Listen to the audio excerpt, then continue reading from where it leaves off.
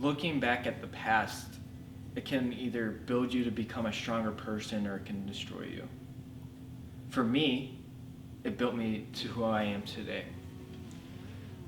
With testimonies, everybody's like, Isaac, you have such a great testimony. Isaac, you've done so much in your life.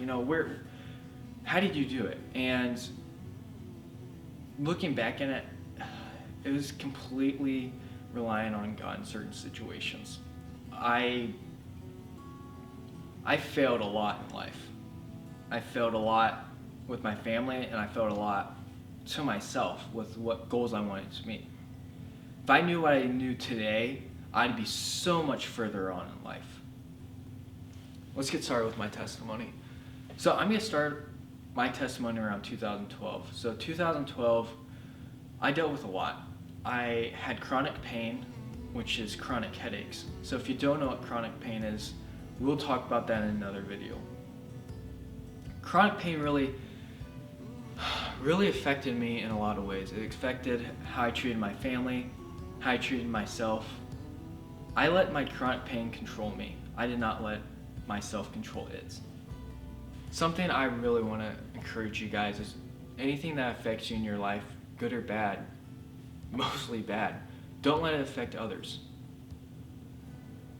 I know that sounds weird, but looking back at my testimony, there's a lot that I could have done right and a lot I could have done wrong. And I did a lot of wrong. So, with that being said, being 12 was awesome. But at the same time, I had a lot of injuries and frustrations in my life because of my chronic pain. My chronic pain is a big part of me. Like, it defined who I was. I didn't define my chronic pain. And during this time, it just caused a lot of frustration. And it caused a lot of anger towards my family, my friends. I couldn't control myself at all. The chronic pain controlled me completely. It destroyed me inside. The chronic pain was so bad that I had to miss school every single day. I had to miss classes. I had to miss sports, things I loved. It was super frustrating because it's always there and you can't get rid of it. And I pray to God every day, God, take this away. God, I can't stand this anymore. But sometimes God doesn't answer prayers right away. And his plan is always greater. His plan for me, I didn't see, especially during that time. Because when you're in suffering, you don't really understand what God's plan is until after everything's done. One thing I like to say is, we're all like trees. When a storm comes, we bend and twist and, some branches break and leaves get torn off, but our base, our roots, they get pushed and pulled and they get strengthened. So the next storm that comes, we can stand firm. And when I was 12 to when I was 14, 15, 16, I was in a major storm. I was being pushed, I was being pulled, I was being tugged. But at the end of it, I was being completely strengthened for the future. So growing up, I had to deal with it. I had a great family. I loved my family. We played games, we made jokes. We grew up in a normal Christian family. So I was homeschooled. And yeah, that's weird, but I had a lot of friends. I had a great community around me. But there's just something a little bit off. I was always the oddball because I had to miss school. I had to miss events because of my chronic pain. Now, a lot of my story is the chronic pain controlled me. I never controlled it. Throughout high school, I played a lot of soccer. I loved playing sports. Soccer was a way for me to get away from my chronic pain. It was my escape, it was my thing. I was good at it. I loved it. Throughout high school, I was very well known. My youth group, I was a leader. In homeschool group, I was always known and liked. And throughout high school, I dealt with a lot of anger issues. I was always enraged. I was always creating chaos in the house. But outside of the house, everybody thought I was a perfect Christian kid. I'd play the oh, I love God. I love being around family, you know. I always wanted to be that perfect kid outside of my house, but inside my house is complete chaos. One of my friends told me once, dude, I never really knew you were this bad outside of, or inside your house. Always thought you were this great Christian kid. I fooled a lot of people. I built outside of my house. Everybody thought I was this great guy, but on the inside I wasn't. Throughout high school, my anger and pain just became horrible. Like, I could not control either one, and I went to see many doctors, many physical therapists, and nothing was helping. We never got answers for anything, and it just was a complete drag on me. I never understood what God's plan was for me. I didn't like his plan because I'm like, if God gives pain, why would I want to follow him? And that started becoming a mindset. My entire extended family were Christians, and I was like, no, I'm just have to play off this Christian stuff. I scoffed at God all the time. I didn't care for him. It's honestly really sad. My chronic pain hit at another level my sophomore year. I got multiple concussions playing soccer. I had multiple other injuries, and I had to deal with all this. Just frustrations of injury after injury and concussion after concussion, and it affected me, and it made my headaches worse. Later on, I had to actually go to a clinic called Cleveland Clinic for pain management. I was there for 3 weeks. I learned a lot, but did I put it to use? No, I didn't. I could care less what they said because I'm like, no, this pain controls me. I can't stand this pain, you know. My life sucks, blah, blah, blah. And it just completely controlled me. My junior year was probably one of my worst years. I remember my junior year, I just became completely hopeless. I became depressed. I didn't understand why I was in this world, why I had to live with chronic pain. I was completely angry. I was ruthless with my parents. My family hated to be in the house. They hated to be around me.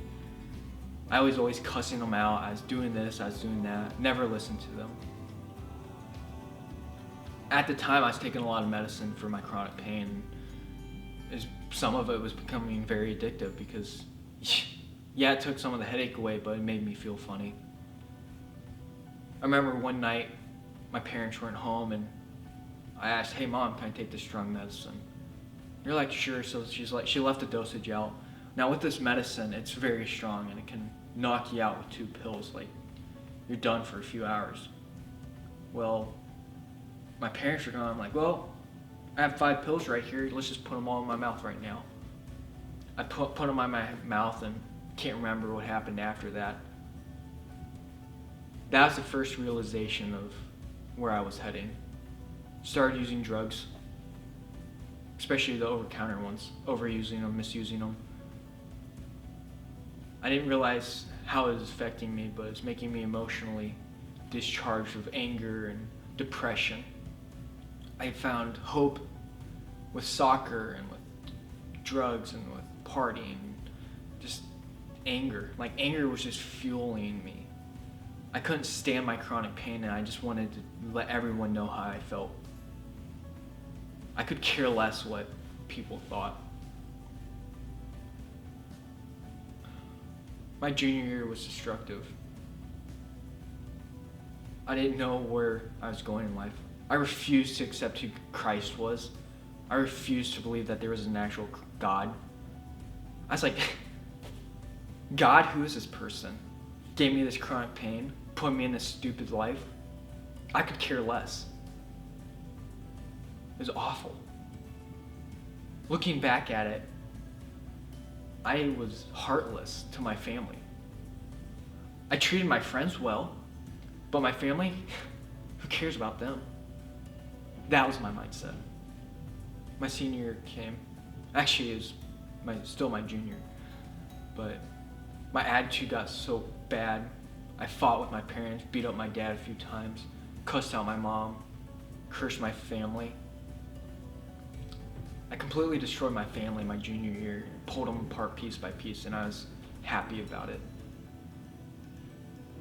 Soon enough, my parents got tired of it, and they were like, we can't have any of this in our house anymore. Parents prayed, parents researched, and they found this place in Fort Wayne, Indiana. Small little town just south of Fort Wayne called Bluffton. There's this residential called Brick House Family Ministries. We had a meeting to go to this brick house place, and it's out in the middle of the woods and middle of the country, and I was like, this is weird.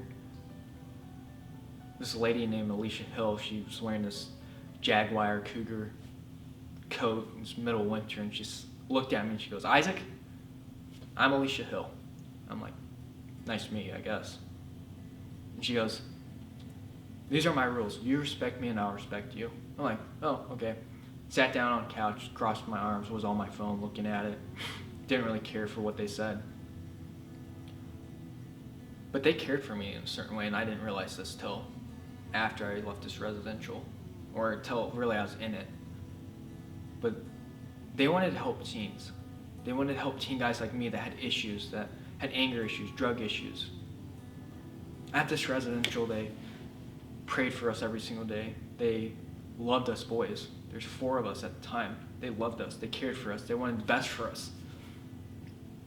If I didn't have this residential in my life, I'd be dead probably right now. I wouldn't be sitting in front of you guys right now talking about my life. My testimony has a big impact, and at this residential, they walked me through why I was angry. They walked me through why I hated my family at the time, why I hated God. They talked to me every single day. We had counseling sessions, we had activities, we got to work out, we got to eat great food at this residential. And the best part to me, we lived on a farm, so we got to raise cattle. This is an awesome opportunity to just grow.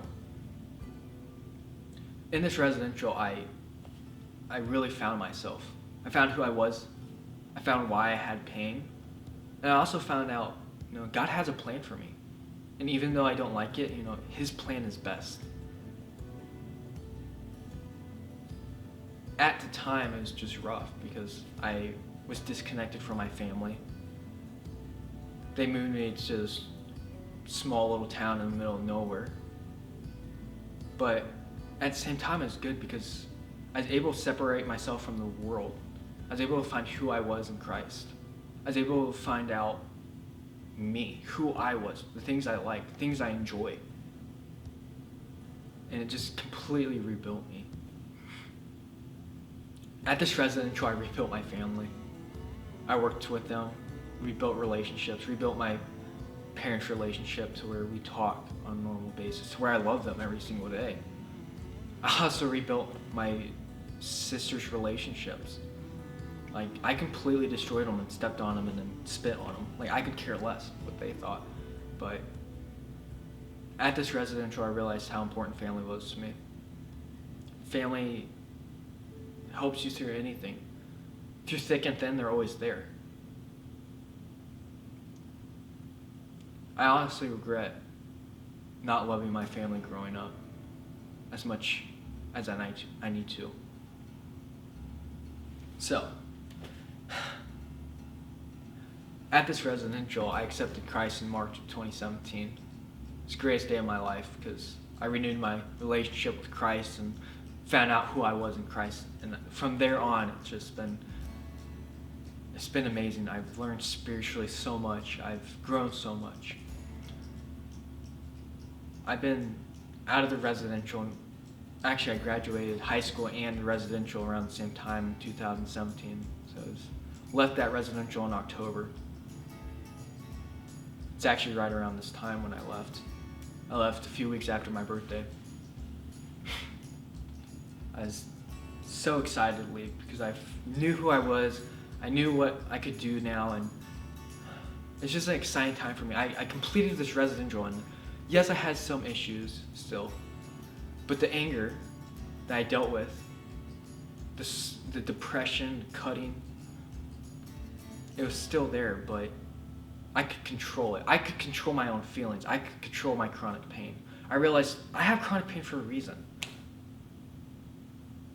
And this is not my chronic pain. I said, I control the chronic pain now. It doesn't have any control over me.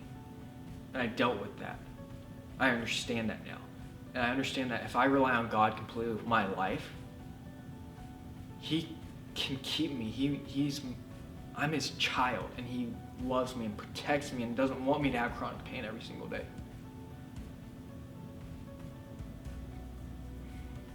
What I want to tell you guys today is, no matter what the struggle is, your grandpa could be dying, your grandma could be dying, your family could be being torn apart, your parents could be getting into divorce, your best friend could be dying. I don't know what your situation is, but always remember God has a certain plan for you. And even though it sucks at the time, you get a benefit at the end. But it depends on how you handle it, how you treat others, how you treat your family, how you treat the ones that aren't treating you properly. That's going to be what makes a difference in your life. If you just lay back and you're like, oh gosh, my life sucks, it's horrible, and you dwell in that, it's going to make your life miserable. Guarantee it. You got to find things that you're thankful for every day. Getting out of residential, I didn't really understand where my life was going exactly. I had to trust God in that. I started a small business. I love it. I still run it today. But plans change, and I struggle with that. Like, I struggle with changes, but I had to process through everything and put my full faith in God. Now, if you ask me today, what was the biggest change in your life? I'd say me accepting Christ and fully relying on Him. My answer every single time. Something I want to build is a community that is an army. When you think about an army, we put on full armor. And in the Bible, it's biblical to put on a full armor of God. I want to be able to scare Satan, him sit back and look and it's like, not gonna face them, guys. Look at those people, full armor of God. I don't have arrows big enough or strong enough or hot enough to even destroy them. I want Satan to flee from our community. Now, with our community, I want to build strong men and women of God. I want them to have a plan of action. I want them to know who they are in Christ. I want them to build their faith. I want them to reach out to each other and say, hey, I'm dealing with this. So I share a lot about my testimony, so you guys understand where I am. But I didn't share the entire testimony. I only shared bits and pieces of it. Just very little details, but it's still my testimony. I want you guys and girls to reach out to me through DM, through Snapchat, through text. I'll put my social media in the description of this video. But I want you guys to take a risk. I want you guys to step out of your comfort zone and reach out to me. I want you guys to reach out to others in this community. I want to connect you guys and have you guys talk, because you guys are going to be dealing with some of the same things. I want you guys to be able to talk through things. Hopefully in this community we'll also have mentors to talk to. We're going to have adults in this group also. These adults will talk to you and they'll support you and they'll pray for you daily. In this community that I'm looking for, I want to build a faith-bounded community that loves God, serves God, and honors God. I'm super excited for this community to be built. I'm super excited for this YouTube channel. I'm super excited for you guys to even watch this video, because even though I didn't share my full testimony, you guys will hear my testimony fully. If you guys are interested in what actually happened in my life, the full story, I want you guys to contact me. I shared a little bit of it, just borderline details, but there's a lot more to what I dealt with. I dealt with depression. I dealt with anger. Dealt with purity issues. I've dealt with struggling to find where I am in Christ. I struggled knowing what plan I wanted to have. I've dealt with all of it and I've beaten it all. I want to help you guys do the same thing. So thank you guys so much for watching this video. Thank you for subscribing. Thank you for just being you. Just remember, you guys are always loved and you guys are created by God.